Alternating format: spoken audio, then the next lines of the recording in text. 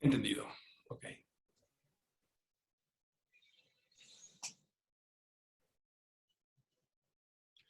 Bien, ya son las 2:45 de la tarde. Pues aquí seguimos a través de la señal de www.carabotaradio.com. Les recuerdo nuestras redes sociales, @carabotaradio, @carabotadigital, @juanmacus2, @aquí seguimos show. Por allí pueden interactuar con nosotros. Y le damos gracias a todas las personas que ya están conectadas a esta hora y los que siguen conectándose. Gracias a ustedes, pues hacemos este programa día tras día y vamos a iniciar una conversación que teníamos pendiente desde la semana pasada y que por razones bueno, del internet, de esas cosas que ya todos sabemos y que no vamos a entrar en esos detalles, pues quedó pendiente para el día de hoy, pero que todavía está, digamos, a tope y que vale la pena el que ustedes vayan a disfrutar de este montaje maravilloso de Oficina Número 1, este clásico de la literatura venezolana de Miguel Otero Silva, y que, bueno, Eduardo Viloria y Díaz ha hecho además un gran esfuerzo para poner 40 personas en escena en esta obra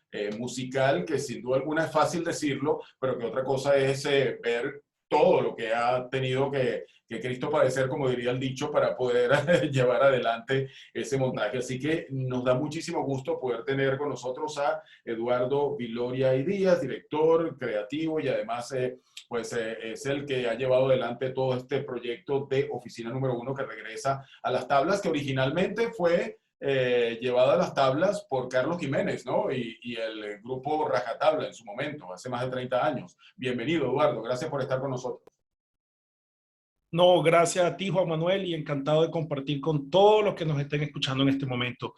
Efectivamente, esto, bueno, te recalco que esto es una coproducción entre el Teatro El Buen Paso, que somos nuestro grupo, y Rajatabla, y nosotros, muchos de nosotros, o algunos de nosotros formamos parte en algunos momentos, diferentes etapas de Rajatabla, y bueno, fue como nuestra alma mater, en mi caso, fue como el vínculo que tuve realmente escénico fue gracias a esa gran institución.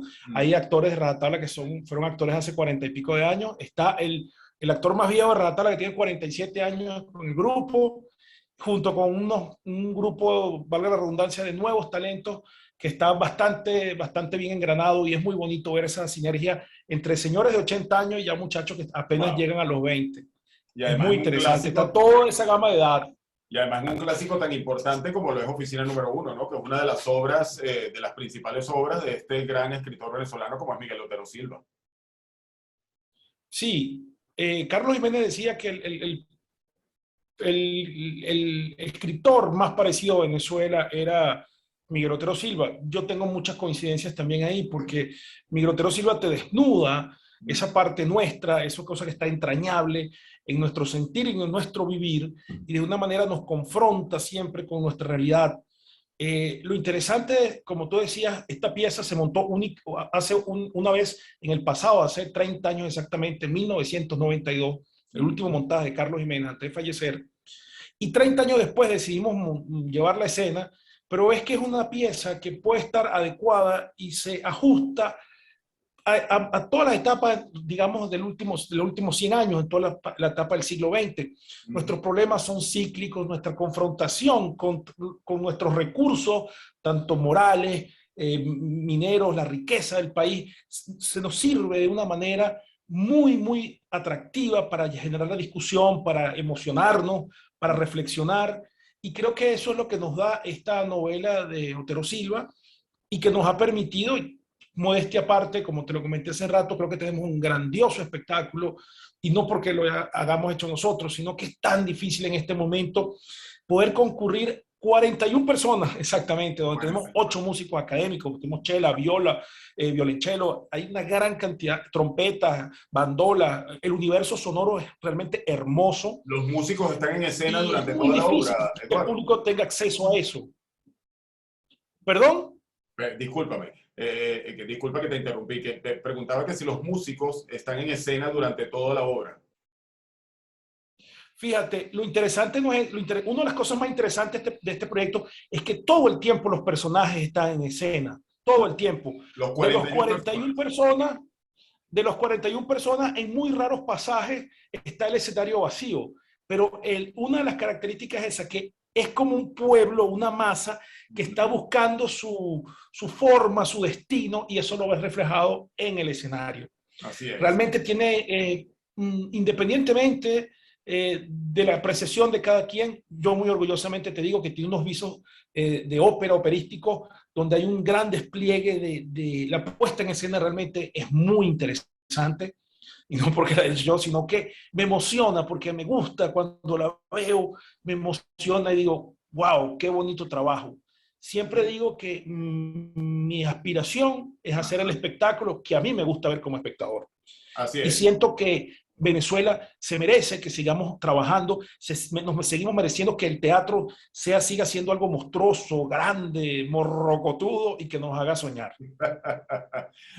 Morrocotudo, me gustó ese término, ¿no? Pero es así, es así. Yo creo que como artistas siempre tenemos que estar dispuestos a llevar al escenario lo que a nosotros nos gustaría ver si nos invitaran a un escenario, si nos invitaran a ver un montaje, una obra, un concierto, lo que sea, pero que sea eso lo que haya en nosotros cuando hacemos el montaje, ¿no? Cuando vamos a ser los productores, digamos, o el director, o los actores, etcétera, etcétera. Ahora, te pregunto, por cierto, Casas Muertas, el montaje de hace 2 años. Ya estamos de vuelta con Eduardo Viloria y Díaz. Se cayó momentáneamente la comunicación, pero bueno, cosas que pasan, pero aquí estamos otra vez. Te comentaba Eduardo que, bueno, ese tiene que ser el sentir, ¿no? Cuando uno es productor, director, etcétera, pues poner al aire para que las personas, el espectador, pueda mirar lo que a uno le gustaría ver si uno fuera el espectador. Te iba a preguntar cuando justo cuando se Exactamente. cayó la comunicación, ¿cómo fue el poder llevar a cabo el montaje de una obra tan complicada que, como tú dices, la mayoría del elenco está en el escenario todo el tiempo? Estamos hablando de 41 personas, perdón, de una cantidad de músicos que están allí en escena todo el tiempo. ¿Cómo se llevó a cabo ese montaje? Porque también hay otra cosa. Algunos son músicos, a algunos se les da bien la música, quizás a otros no tantos. ¿No hace eso mucho más complejo el montaje? ¿Cómo fue ese proceso? Sí, mira, realmente fue, yo a veces digo que la ignorancia es temeraria, ¿no? Mejor dicho, la ignorancia nos hace, y a veces Nos hace yo tomar peco de, riesgos. sí, entonces cada día me doy cuenta que no tengo ni siquiera la ilustración mínima cuando me meto en estos paquetes, ¿no? Mm, Pero sí, es muy difícil porque la dinámica del país ha cambiado, ajá. y meterse en un proceso de ensayo de 4 meses con tantas personas es muy difícil, Cuatro porque bueno, meses. la dinámica, así mismo como la internet nos hace una mala jugada, a veces el transporte público, la Claro. misma necesidad de las personas, el día a día, Venezuela nos estamos transformando en unos sobrevivientes de pequeños ciclos de vida de 24 horas, ¿no? Ujú. Entonces, eso dificulta tanto el trabajo como grupo, y creo que individualmente también creo que socava un poco la capacidad de los actores, de uno mismo como director. Confrontar todas estas dificultades entorpece el proceso creativo. Pero bueno, somos ya parte de esta historia, de este presente, y yo creo que eso es un gran mérito, saber seguir adelante, ¿no? Mm. Y yo reivindico mucho eso del venezolano, las cosas positivas, la honestidad. No todos somos bandidos, no todos somos unos sinvergüenza. O sea, hay mucha gente en este país que quiere seguir trabajando. Creo que nos falta mucho más solidaridad Sí. colectiva para apoyarnos todos, al arte, a los emprendimientos, a la economía. El día que nos demos cuenta de nuestra responsabilidad, como te dije hace un rato, de nuestros recursos, de nuestra capacidad y de nuestra necesidad de ser parte de los demás procesos que hacen vida en la nación, nuestro país va a seguir adelante con mucho, mucho mejor futuro. Así es, así es. Mira, hablando del montaje, o para seguir hablando del montaje, tú comentas acá que tu versión, pues, rescata situaciones y personajes que en la novela te invitaban a pensarlos, ¿no? Y tú dices, me hablaron de sus necesidades, así que los complací al brindarles una voz, una corporalidad y sobre todo al darles una oportunidad en el escenario. Cuéntanos un poquito cómo fue eso, cómo logras darle una voz, cómo logras hacer esa simbiosis entre lo que es la obra escrita en 1961 y lo que es traerla al día de hoy. Sí, fue bastante complejo para mí porque no soy dramaturgo. Hacer Ujú. esta versión significó, primero yo me fui al libro, que es lo que realmente, siento que esta versión es muy apegada al libro, y había situaciones en el libro que estaban plasmadas muy interesantes, pero esos personajes no se desarrollaban mucho más allá de pequeños monólogos, perdón, de pequeños diálogos, y sí narraciones de lo que hacía ese personaje. Y yo sentí que ese personaje necesitaba tener carne, cuerpo, voz, y eso está presente. Entonces, las personas que puedan leer la novela van a ver ahí unos personajes con una dimensión humana increíble.